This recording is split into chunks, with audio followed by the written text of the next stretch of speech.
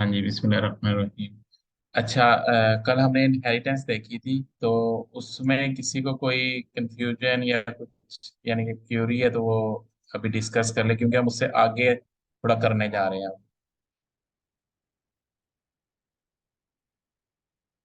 यानी कि इनहेरिटेंस की जो बेसिक है, क्यों इनहेरिटेंस यूज की जाती है वो हमने देखी। इनहेरिटेंस का फायदा क्या होता है वो हमने देखा। करते कैसे हैं वो हमने देखा। और जो है ना है कि भाई यानी कि उसकी लिमिटेशन क्या है वो थोड़ी सी हमने देखी, कि भाई वो मल्टीपल इनहेरिटेंस नहीं हो सकती और इस तरह की जो चीजें हैं ना। तो इसमें अगर कोई क्यूरी है तो वो डिस्कस कर लो, वरना फिर हम आगे कंटिन्यू करते हैं।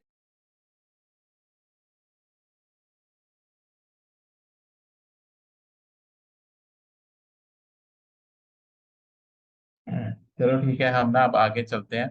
अच्छा, ये जो एक पॉलीमार्फिज्म का कंसेप्ट है ना, ठीक है, ये कह लो कि जो हमने सबसे टफ चीज करनी है ना अपने पूरे इस 4 महीनों में, वो हम कर चुके हैं। वो है रिकर्जन, यानी कि रिकर्जन की जो कंपाइलेशन है ना वो समझना, यानी कि हर किसी के बस के बात नहीं, तो इतनी जल्दी समझ आता भी नहीं है वो, क्योंकि वाकई वो थोड़ा टफ है। ठीक है, तो ये पॉलीमॉर्फिज्म भी ना, यानी कि कह लो कि जब हम ग्रेजुएशन करके निकले थे ना, तो सबसे मुश्किल कॉन्सेप्ट हमें कंसेप्चुअली ये लगता था कि भाई यानी कि, और इंटरव्यू में मस्ट इसका पूछा जाता है कि पॉलीमॉर्फिज्म कॉन्सेप्ट क्या है। पॉलीमॉर्फिज्म या ओवरराइडिंग ये है क्या, यानी कि क्या होता है पॉलीमॉर्फिज्म। ठीक है, तो इंशाल्लाह आज इस मीटिंग के बाद जो है ना ये हमारा कंसेप्ट क्लियर हो जाएगा। अच्छा, एक्चुअली जो है ना, यानी कि पॉलीमॉर्फिज्म के कंसेप्ट को हम बाद में देखते हैं, लेकिन अभी एक छोटी सी एग्जांपल के साथ चीजें डिस्कस करते हैं। वो ये है कि कल हमने एग्जांपल ली थी गेम की ना, इनहेरिटेंस में।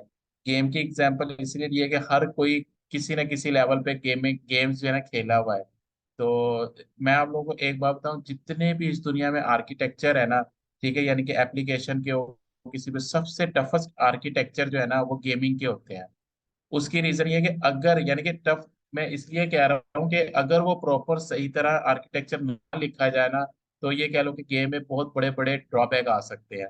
इसलिए आप देखोगे कि जितनी भी गेमिंग बनाने वाली कंपनीज है ना, इवन के पाकिस्तान में लाहौर में भी एक यानी कि सॉफ्टवेयर हाउस है जो गेमिंग बनाता है।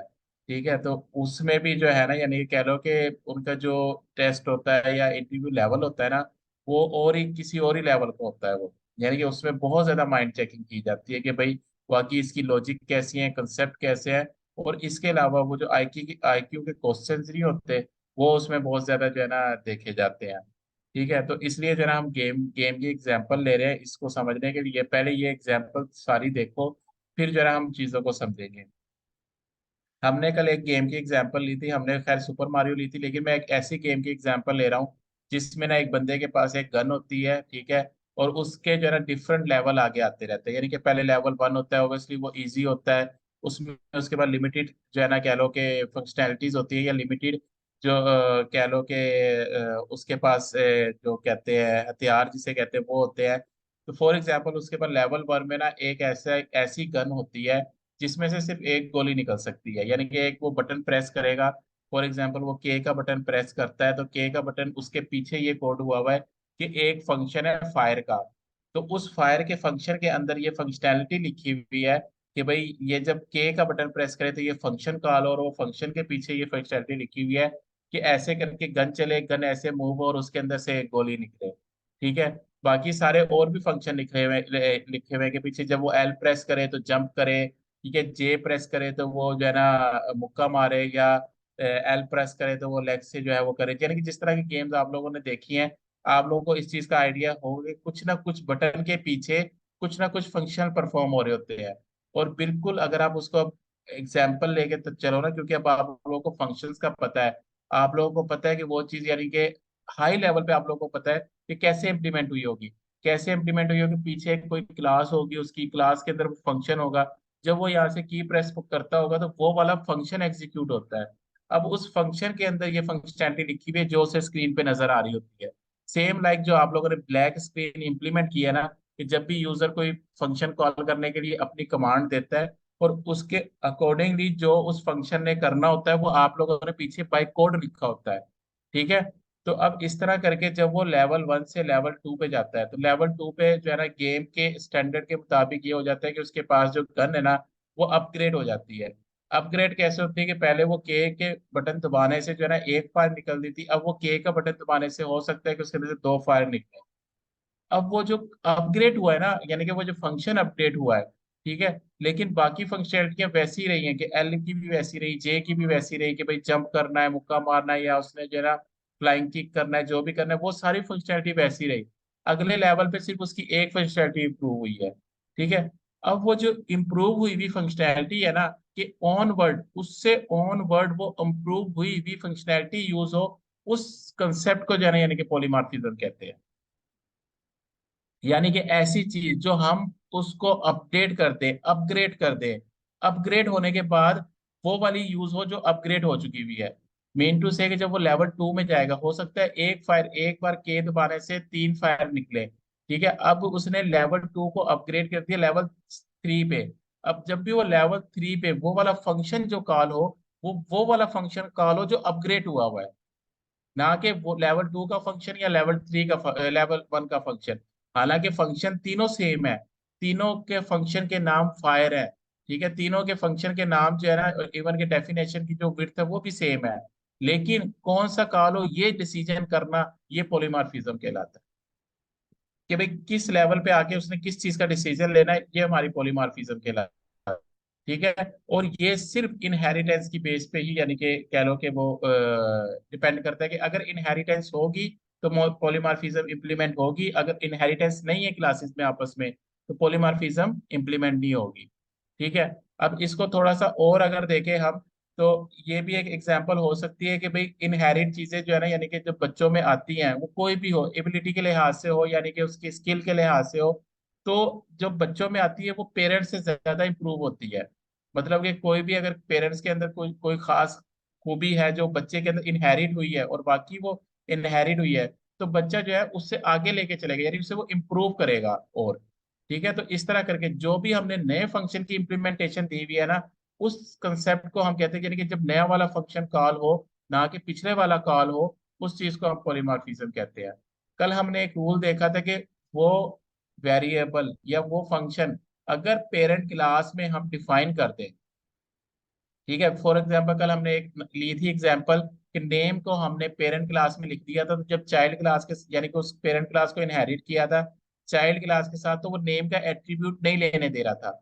सेम ये चीज फंक्शन में भी होती है, अगर हमने एक फंक्शन फायर का लिख दिया पेरेंट क्लास में, ठीक है, अब हमने चाइल्ड क्लास में वही फंक्शन को दोबारा इंप्लीमेंट करना है विद एडवांस फॉर्म के साथ।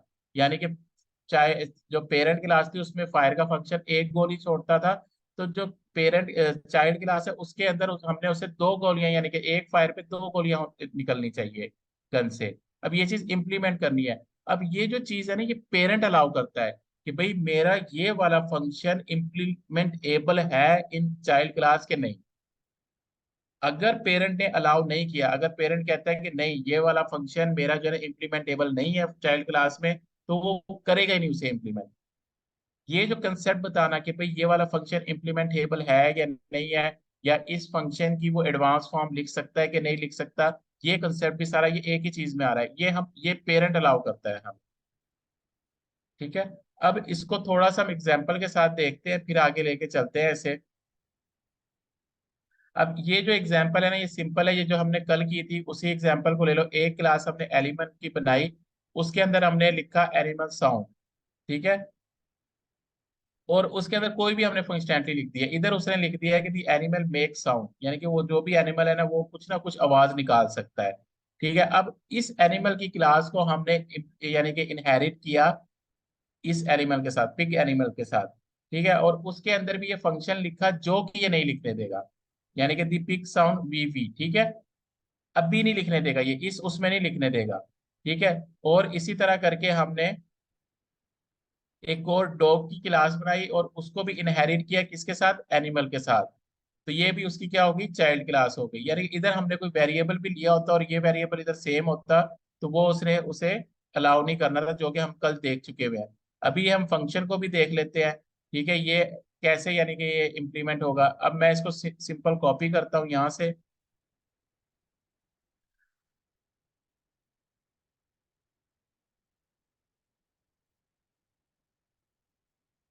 ये अपनी कल वाली एग्जांपल मैं खत्म कर रहा हूँ बिल्कुल, क्योंकि होपफुली कि आप लोगों ने प्रैक्टिस की हो इसकी। अब मैंने इसे,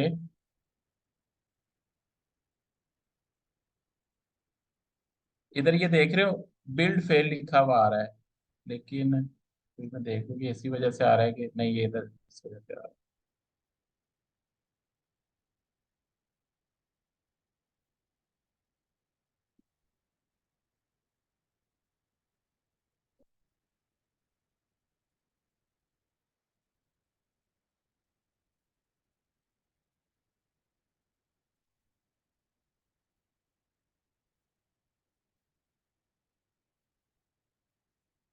अच्छा सॉरी, यहाँ पे जो है ना, ये एक मिनट मैं इसका,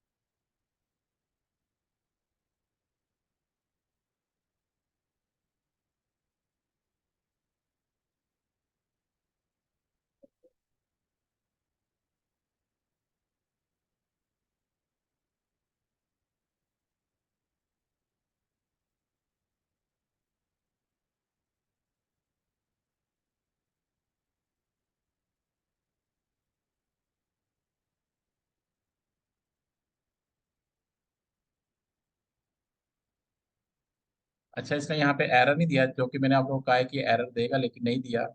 लेकिन इसको भी हम आगे देखते हैं।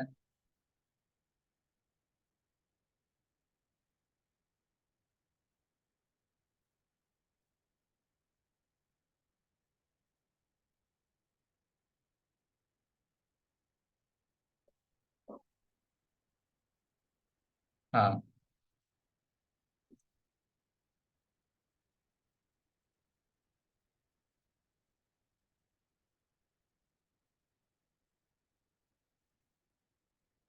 इसका हमने ऑब्जेक्ट किया, क्रिएट किया यहाँ पे। ये हमने एनिमल की क्लास का ऑब्जेक्ट क्रिएट किया, ये हमने पिग की क्लास का ऑब्जेक्ट किया, क्रिएट किया है, जो कि इनहेरिट हुआ है एनिमल की क्लास से। और इसी तरह डॉग का ऑब्जेक्ट क्रिएट किया, डॉग की क्लास का ऑब्जेक्ट क्रिएट किया, जो कि इनहेरिट हुआ है एनिमल की क्लास से। अब यहाँ पे ये चीज देखो, यहाँ पे रेफरेंस किसका आ रहा है, एनिमल का। ठीक है, और रेफरेंस किसका जा रहा है, ये इधर तो एनिमल का जा रहा है, लेकिन इधर रेफरेंस किसका जा रहा है, पिग का। ठीक है, और इधर रेफरेंस किसका जा रहा है, डॉग का। यानी इधर ऑब्जेक्ट क्रिएट किसका हो रहा है, डॉग का।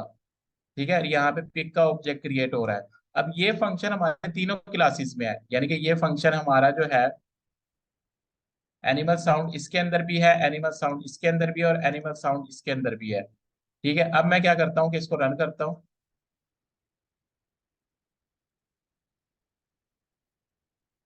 The animal make a sound, अगर देखा जाए तो तीनों की आउटपुट क्या आई है, तीनों की आउटपुट ये आई है। क्यों? हालांकि इसमें तो हमने दूसरे वाले में तो ऑब्जेक्ट हमने इसका पास किया था, यानी कि दूसरे वाले में ऑब्जेक्ट तो इसका था।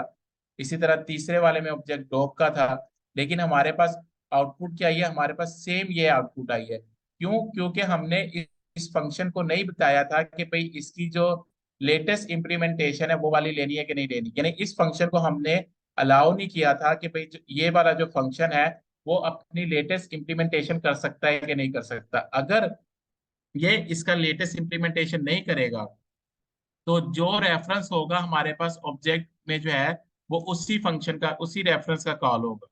ठीक है, यानी यहाँ पे जो है ये एरर नहीं आता, लेकिन ये इसे अलाउ नहीं करता कि भाई जो है ना, हालांकि ऑब्जेक्ट हमने किसका पास किया था, पिग का और डॉग का। एक्चुअली ये तो ये वाला फंक्शन कॉल होना चाहिए था ना, और इसी तरह ये वाला फंक्शन कॉल होना चाहिए था दूसरे तीसरे केस में, इस वाले केस में माई डॉग में। ठीक है, लेकिन क्यों नहीं उसने कॉल किया, क्योंकि हमने रेफरेंस पास किया हुआ था एनिमल का, और एनिमल ने इस चीज को अलाउ नहीं किया कि भाई इस फंक्शन को हमने अलाउ नहीं किया हुआ था कि अगर इसकी लेटेस्ट इंप्लीमेंटेशन मिले तो उसको कॉल करे।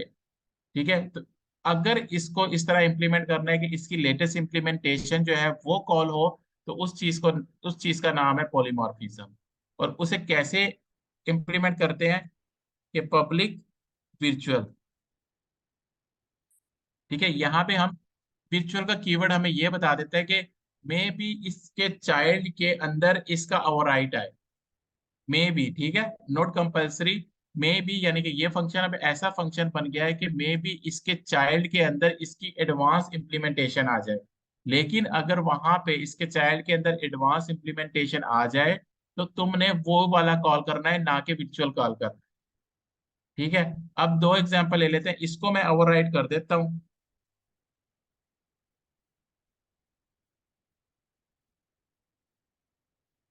ठीक है, इसको मैंने ओवरराइड कर दिया, लेकिन इसको नहीं किया मैंने, ठीक है, इस वाले को नहीं किया। तो अब क्या होगा, जब मैंने ऑब्जेक्ट बना, रेफरेंस दिया एनिमल का, ऑब्जेक्ट भी दिया एनिमल का, तो क्या होगा, ये वाला कॉल होगा। जब मैंने रेफरेंस दिया एनिमल का और ऑब्जेक्ट दिया पिक का, तो इधर क्योंकि ये वर्चुअल है, ये वेट कर रहा है कि अगर ये मेरा वर्चुअल यानी यानी कि इस वर्चुअल का अगर ओवरराइड इसे इसकी चाइल्ड में मिल गया, तो इसने ये अपना ओवरराइड कॉल करना है। ठीक है। अब एक जो रेफरेंस क्रिएट किया मैंने एनिमल का, और एक मैंने इसी तरह करके ऑब्जेक्ट क्रिएट किया था डॉग का। अब डॉग के अंदर इस वर्चुअल की इम्प्लीमेंटेशन नहीं हुई हुई, यानी कि ये इसका डॉग का अपना ही फंक्शन है। तो इसका मतलब है कि ये इसको नहीं लेगा। ठीक है, और ये वाला ही यानी कि शो करेगा। अब इसकी दोबारा हम आउटपुट देख लेते हैं और इसको यहाँ पे ले आते हैं। ये देखो। ठीक है, पहले ऑब्जेक्ट का कौन सा है, एनिमल का ऑब्जेक्ट है, तो उसने एनिमल का जो है ना पहला ये फंक्शन कॉल कर लिया। और ये फंक्शन वर्चुअल है, ये फंक्शन हमारा वर्चुअल है। ठीक है। और उसके बाद हमने कौन सा ऑब्जेक्ट क्रिएट किया हुआ था, पिक का। और पिक के अंदर उसने कौन सा एनिमल साउंड का फंक्शन कॉल किया। अब पहले उसने ये देखा कि ये जो पिक की क्लास है ये इनहेरिट हुई है एनिमल से, और एनिमल के अंदर भी ये फंक्शन है एक, और चाइल्ड के अंदर भी ये फंक्शन है एक।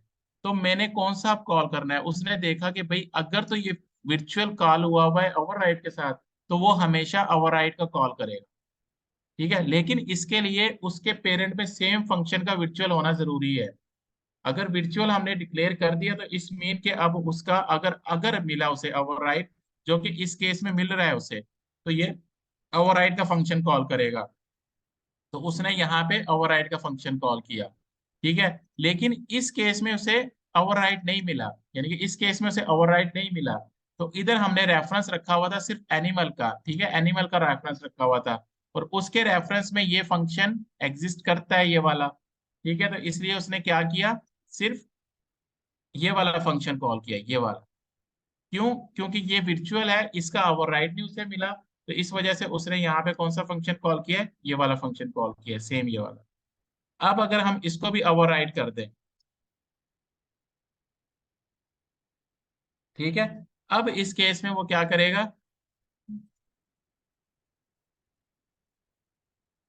अब उस केस में क्या करेगा, वो उसका ओवरराइड फंक्शन कॉल करेगा। ठीक है।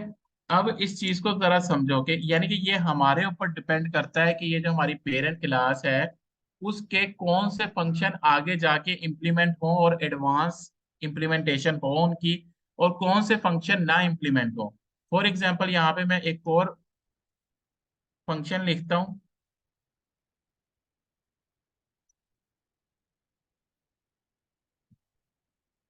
Animal walk style.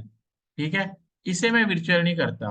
तो इसका मतलब यह है कि अब इस फंक्शन की जो है ना आगे डेफिनेशन नहीं होगी कोई। ठीक है, इस फंक्शन में अगर दूसरे वाली क्लास में ये वाला फंक्शन होगा, तो यानी कि वो ये उसका लेगा, वरना नहीं लेगा। यानी ऑब्जेक्ट अगर इस फंक्शन का होगा तब वो उसका लेगा, वरना चाइल्ड क्लास से वो ऑब्जेक्ट ही लेगा उसका। मैं ये कहना चाह रहा हूँ आप लोगों को, ये मैंने फंक्शन यहाँ पे इम्प्लीमेंट किया। ठीक है, अब मैंने देखो इधर रेफरेंस किसका पास किया है, सब में एलिमेंट का। ठीक है, अब मैं यहाँ पे अगर ये वाला फंक्शन कॉल करता हूँ,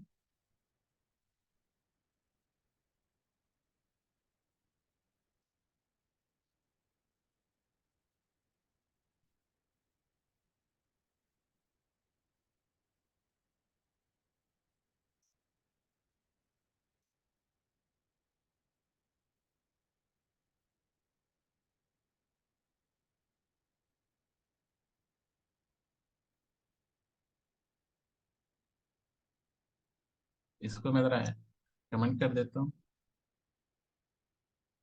और मैं कॉल करता हूँ पहले my animal dot animal walk style.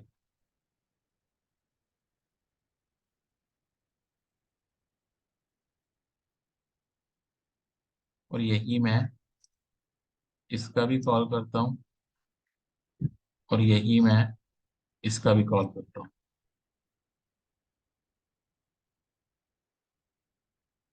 देख रहे हो, तीनों केसेस में क्या आया है, सेम आया है। इसका मतलब क्या है कि क्यों सेम आया, क्योंकि इसकी हमने डेफिनेशन दी नहीं थी कि ये अपने चाइल्ड क्लास से इसकी फंक्शनैलिटी ले। अब इसका मतलब यही होता है कि चाहे इसमें लिखो या ना लिखो, अगर रेफरेंस किसका है, अगर रेफरेंस हमारे उस क्लास का है, पेरेंट क्लास का है। हाँ, अगर मैं यहाँ पे रेफरेंस इसका पिक का ही दे देता, तो ऑब्वियसली फिर उसने पिक का फंक्शन लेना था।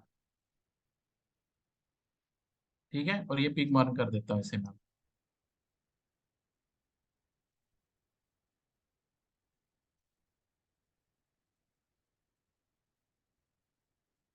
ये इसको मैं रिस्टार्ट करता हूँ। देख रहे हो, रेफरेंस, ये चीज याद रखिए कि रेफरेंस किसका जा रहा है। रेफरेंस इंडिकेट करता है कि भाई उसके अंदर जो मेमोरी एलोकेशन होगी वो किस किस की होगी। हमने जब यहाँ पे लिया हुआ, यहाँ पे तीनों एनिमल का रेफरेंस लिया हुआ है। एनिमल का रेफरेंस लेने का मतलब है कि ये वाला जो फंक्शन है ना, ये वाला फंक्शन, कि इसमें सिर्फ ये दो ही फंक्शन होंगे बस। अगर इसके चाइल्ड में ओवरराइट मिल जाएगा तो वो वाला ले लेगा, वरना वो क्या करेगा, ये वाला ही लेगा। ठीक है, इसी तरह करके अगर मैं इसमें देखो, ये वाला फंक्शन यहाँ से खत्म कर देता हूँ और ये वाला फंक्शन इसमें लिख देता हूँ।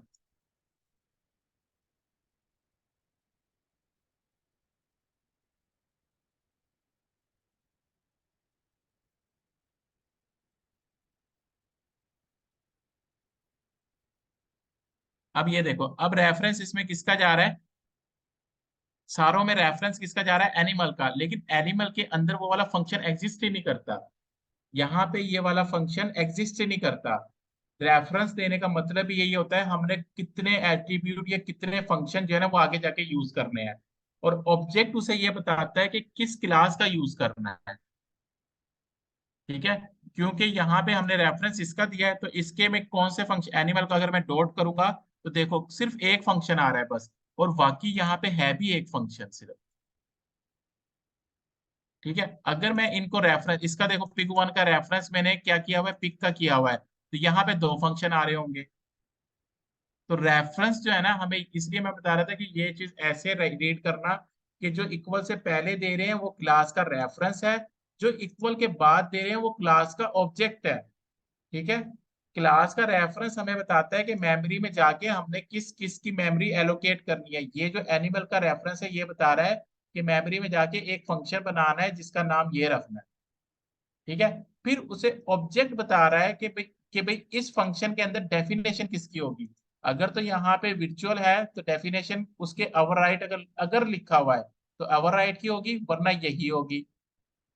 सेम इसी तरह अगर इसके अंदर पिक का ऑब्जेक्ट जा रहा है तो वो देखेगा पिक के ऑब्जेक्ट के अंदर अगर ये ओवरराइट लिखा हुआ है फंक्शन, तो डेफिनेशन इसकी वो असाइन करेगा मेमोरी में, अदरवाइज वो इसी की करेगा। लेकिन ये वाला फंक्शन मेमोरी में क्रिएट नहीं होगा अगर रेफरेंस ये है। ठीक है, ये डिफरेंस है मेन रेफरेंस में और ऑब्जेक्ट में। रेफरेंस हमें ये बताता है कि मेमोरी में जाके क्या क्या एलोकेट करना है, और ऑब्जेक्ट हमें ये बताता है कि उसकी इम्प्लीमेंटेशन हमने क्या क्या रखनी है। अब अगर आप एक चीज नोट करो, तो उसमें एक सबसे बड़ी चीज है कि ये जो चीजें असाइनी हो रही है ना, ये कंपाइलर नहीं हमें बता रहा। ये कौन हमें बता रहा है, जब रन टाइम पे ये एग्जीक्यूट होगा कि किस टाइम पे कौन से फंक्शन की डेफिनेशन हमने मेमोरी में लेके जानी है, ये कंपाइल यानी रन टाइम पे पता चल रही है। तो पॉलीमार्फिज्म जो है ना, यही चीज है कि लेट बाइंडिंग को जो है ना हम पॉलीमार्फिज्म कहते हैं।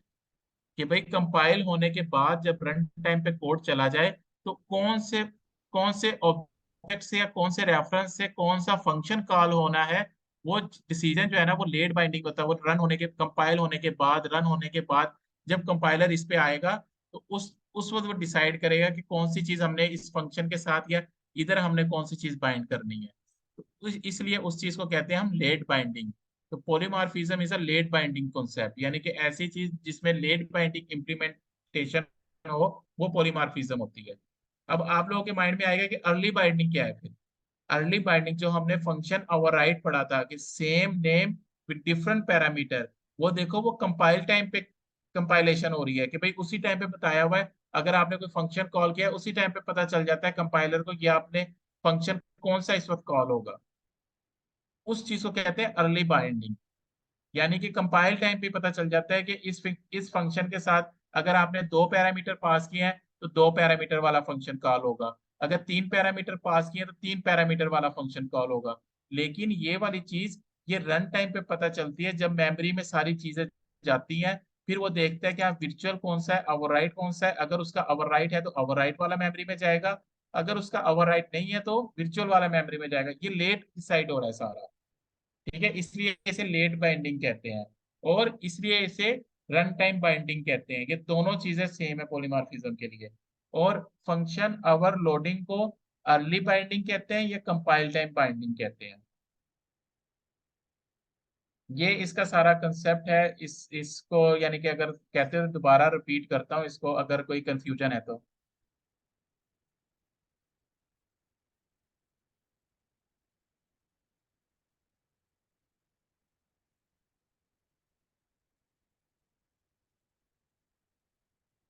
हाँ जी, चीज क्लियर हुई थोड़ी।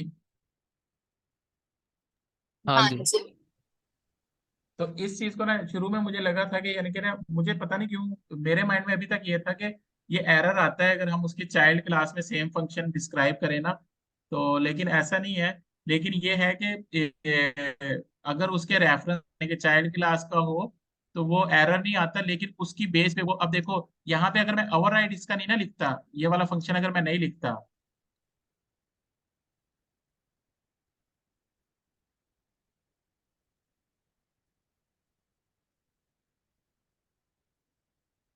और इसको मैं दोबारा अनेबल कर देता हूँ, अ, ये वाले फंक्शन खत्म करके। अगर देखो मैं इस क्लास का, मैंने इस क्लास का ओवरराइड नहीं लिखा, ठीक है, इस क्लास का मैंने ओवरराइड नहीं लिखा हुआ। कौन सी क्लास का? डॉग की तो क्लास का। तो अगर मैंने ये ओवर सॉरी मैंने गलत कर दिया, मैंने फंक्शन लिखा हुआ है लेकिन यहाँ पे मैंने ओवरराइड नहीं लिखा हुआ। तो इस क्लास को मैं लिखूं या ना लिखूं, सॉरी इस फंक्शन को लिखूं या ना लिखूं, कोई फायदा नहीं है। अगर मैं रेफरेंस रेफरेंस की क्लास एनिमल के साथ ये क्लास का ऑब्जेक्ट बना रहा हूं तो ठीक है, इसका फिर मुझे कोई फायदा नहीं है। जब तक अग, दो दो सूरतों में फायदा होगा, या तो मैं इसका जो ऑब्जेक्ट है वो भी रेफरेंस जो है वो भी डॉग के साथ बनाऊं, और इसका ऑब्जेक्ट भी डॉग पास करूं। तब अब मेरे मेरे लिए ना वो वाला फंक्शन कॉल होगा। कौन से वाला? ये एनिमल वॉक वाला, सॉरी एनिमल साउंड वाला, ये वाला, ठीक है।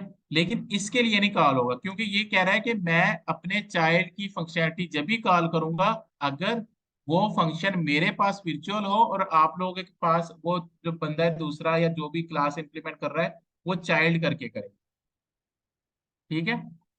अच्छा, अब इस तरह करके जो है ना माइक्रोसॉफ्ट क्या या जितने भी बड़े बड़े यानी कि कंपनीज हैं या जो बड़े बड़े प्रोफेशनल कोडर हैं जो अपने फ्रीलांस देते हैं यानी कि ओपन सोर्स कोड देते हैं। तो अगर उन्होंने कोई क्लास इंप्लीमेंट की भी है, फॉर एग्जांपल मैंने एक लॉगिन की क्लास इंप्लीमेंट की है, ठीक है, तो लॉगिन की क्लास के अंदर कितने फंक्शन आप लोग डिफाइन कर सकते हैं। वैसे तो जब वो मेरी क्लास का ऑब्जेक्ट बनाएगा तो मेरे फंक्शन कॉल होंगे, लेकिन मैं कुछ अपने फंक्शन को एज ए वर्चुअल डिक्लेयर कर देता हूँ उधर। वर्चुअल डिक्लेयर करने का फायदा क्या होता है कि अगर कंज्यूमर यानी कि आप लोग मेरी क्लास यूज कर रहे हो तो अगर आप लोग चाहो उसे ओवरराइट कर सकते हो। और इसलिए इसको देखो नाम भी ऐसा दिया हुआ है कि ओवरराइट, यानी कि उसको ओवरराइट कर देना, कि जो लिखा हुआ है उसकी डेफिनेशन को ओवरराइट कर देना। हो सकता है मैंने एक लॉगिन का फंक्शन लिखा था, मैंने लॉगिन के फंक्शन में ये इम्प्लीमेंटेशन की थी कि भाई यूजर नेम एक पैरामीटर में यूजर नेम ले रहा हूँ, एक पासवर्ड ले रहा हूँ, और मैं यूजर नेम में ईमेल रिक्वायर्ड कर रहा हूँ, ठीक है। और मैंने ईमेल में लिखा कि ईमेल शुड बी वैलिड और user name should be greater than 10, ठीक है। और मैंने उसको ओवरराइड भी कर दिया, ठीक है। अब जब वो आप लोग, सॉरी, वर्चुअल भी बना दिया मैंने उसे, अगर मैं वर्चुअल नहीं बनाऊंगा तो चाहे आप जो मर्जी कर लो, मेरा ही फंक्शन कॉल हो। लेकिन क्योंकि मैंने उसे वर्चुअल बना दिया, अब हो सकता है आप लोगों की लिमिटेशन ये हो कि भाई ईमेल तो हुई हो लेकिन जीमेल का ईमेल हो, तो उसे आप ओवरराइड करके अपने पास लिख लोगे। ठीक है, कि वो मस्ट भी जीमेल का ईमेल हो। ठीक है, इसके अलावा मैंने लिखा हुआ है कि ग्रेटर देन 10 कैरेक्टर हो पासवर्ड के, हो सकता है आप लोग चाह रहे हो कि 12 कैरेक्टर हो पासवर्ड के, तो आप लोग क्या करोगे, फिर उसके 12 कैरेक्टर कर दोगे। ठीक है, और फिर आप वर्चुअल वाले फंक्शन को कॉल कर लोगे। ठीक है, यानी कि उसको आप ओवरराइड कर सकते हो, अपनी फंक्शनैलिटीज उसे दे सकते हो। लेकिन ये डिपेंड करता है कि जो वो क्लास लिख रहा है उसने आपको कितनी फिजिबिलिटी दी है उसमें।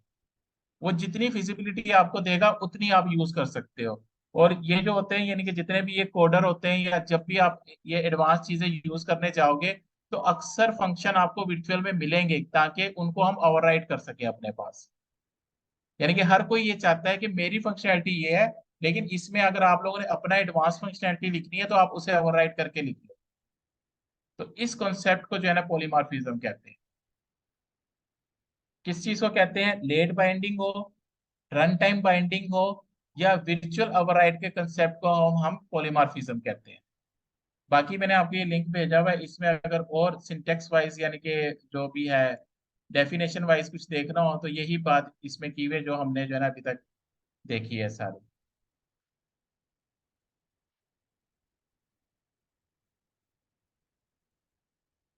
अच्छा, एक और बात, अगर ये मैंने पिग की क्लास डॉग की क्लास के साथ इनहेरिट की होती, तो डॉग के लिए जो पेरेंट क्लास है वो पिग होनी थी, और पिग के लिए पेरेंट क्लास एनिमल होनी थी, और डॉग के लिए एनिमल जो है वो ग्रैंड पेरेंट यानी कि पेरेंट ऑफ पेरेंट होनी थी। ठीक है, तो इस तरह करके ये हायरार्की चलती है। सेम इसी तरह पिग के लिए पेरेंट ये होनी थी, डॉग के लिए पिग होनी थी, इस तरह करके जो हमने कल एग्जांपल देखी थी ना, कि भाई जो उससे ऊपर वाली क्लास है वो उसकी पेरेंट क्लास होती है। अच्छा, एक जो है ना इसमें इनहेरिटेंस में एक लास्ट कॉन्सेप्ट रह गया है, वो ये है कि अगर मैंने क्लास बनाई और मैंने वो क्लास आगे कंज्यूमर को दी भी है, मैं चाहता हूँ कि भाई मेरी इस क्लास के साथ ना कोई भी पंगा ना ले, जिसने मेरी क्लास यूज करनी है मेरी ही क्लास का रेफरेंस बनाए, मेरी ही क्लास का ऑब्जेक्ट बनाए, और मेरे ही फंक्शन यूज करे, कोई इसके साथ छेड़खानी नहीं कर सकता। तो उस क्लास को, यानी कि ऐसी क्लास जो कि इनहेरिट ना हो सके, ऐसी क्लास अगर हमने बनानी हो तो उसको हम कैसे बनाते हैं? फॉर एग्जाम्पल मैंने एक ये क्लास बनाई है, क्लास शेप के नाम से। इसके अंदर मैंने जितने भी फंक्शन लिखे हैं, जितनी भी डेफिनेशन लिखी है, मैं कहता हूँ भाई मेरे फंक्शन मेरी वेरिएबल के साथ कोई छेड़खानी ना करे। तो उसके लिए जो है ना हम इधर एक कीवर्ड यूज होता है, सील्ड। अब ये क्लास जो है ना नॉन इनहेरिटेबल क्लास है, ये क्लास किसी के साथ इनहेरिट नहीं हो सकती। जिसने इस क्लास को यूज करना है, इस क्लास को कैसे यूज करेगा? यहाँ पे आएगा फेव के साथ S H O equal to new, ये और ये, बस। इसके अलावा उसके पास कोई सोल्यूशन नहीं है कि इस क्लास को वो यूज कर सके। क्यों? क्योंकि मैंने उसे प्रीमेट कर दिया, ठीक है, रिस्ट्रिक्शन लगा दिया उसके ऊपर, वो नहीं यूज कर सकता इस क्लास को। इसी तरह करके माइक्रोसॉफ्ट की बहुत सारी ऐसी क्लासेस हैं जो उन्होंने सील्ड की हुई हैं, और इसलिए ये वर्ड भी इस वजह से सील्ड रखा हुआ है। आप अगर यहाँ पे सर्च करना चाहो तो कर सकते हो,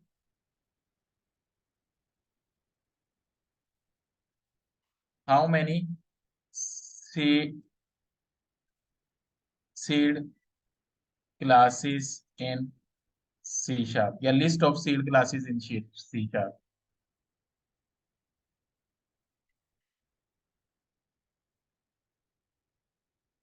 डायरेक्ट डेफिनेशन आ गई उसकी।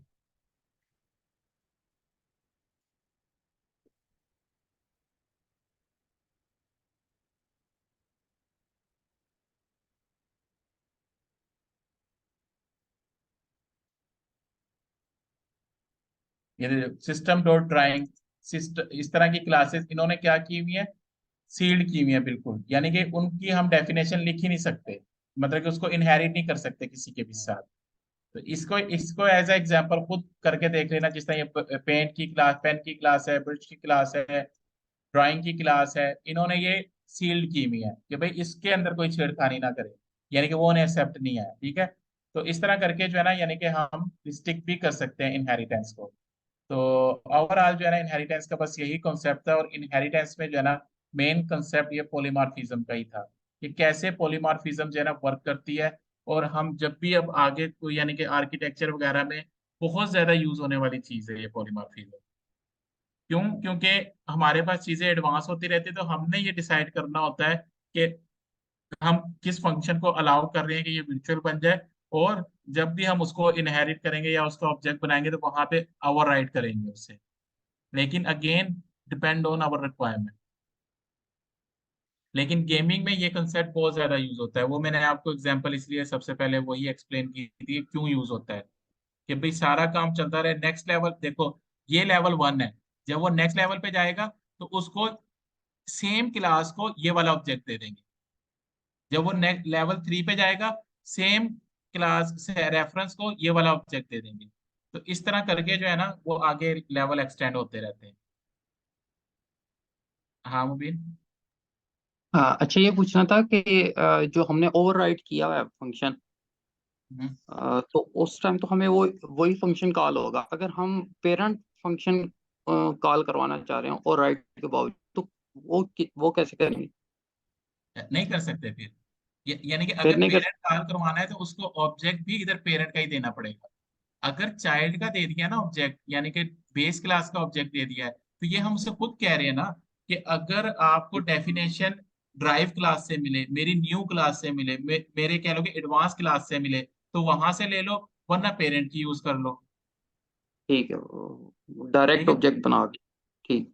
हाँ, डायरेक्ट जोन सा उसे ऑब्जेक्ट पास करेंगे, वो उसे रन टाइम पे रीड करेगा कि अब मैंने जोन सा फंक्शन कॉल करना है, मैंने ओवरराइड वाला कॉल करना है या वर्चुअल वाला कॉल करना है, ये रन टाइम पे डिसीजन होंगे। इसलिए इसे लेट बाइंडिंग कहते हैं, कि लेट बाइंड हो रहे हैं ये। ठीक। ठीक है ना? तो और ठीक। यही मैं कहा, गेमिंग में भी इसी तरह देखो, ये 3 लेवल को सिर्फ करने के लिए हमने सिर्फ ये ऑब्जेक्ट चेंज करने हैं, और हमारी फंक्शनैलिटी चेंज होती रहेगी बस। ठीक। इसमें अगर और कोई क्यूरी है तो, क्योंकि थोड़ा सा यानी कि क्रिटिकल चीज है तो हम अगेन मीटिंग रिक्वेस्ट कर लेते हैं। अगर समझ आ गई है तो बात ठीक है। लेकिन अगर आप लोग ये दोबारा लेक्चर देखोगे, दोबारा जब इसको रजिस्टर पे नोट करोगे, तो फिर भी इशू हुआ तो कल हम इसे एड्रेस कर सकते हैं, क्योंकि ये कंसेप्ट हमें बिल्कुल क्लियर करना है। W3 स्कूल से वो वहां से देखा था अभी लेक्चर से पहले, तो चीजें वहाँ क्लियर है वैसे। चलो ठीक है, बहुत अच्छी बात है।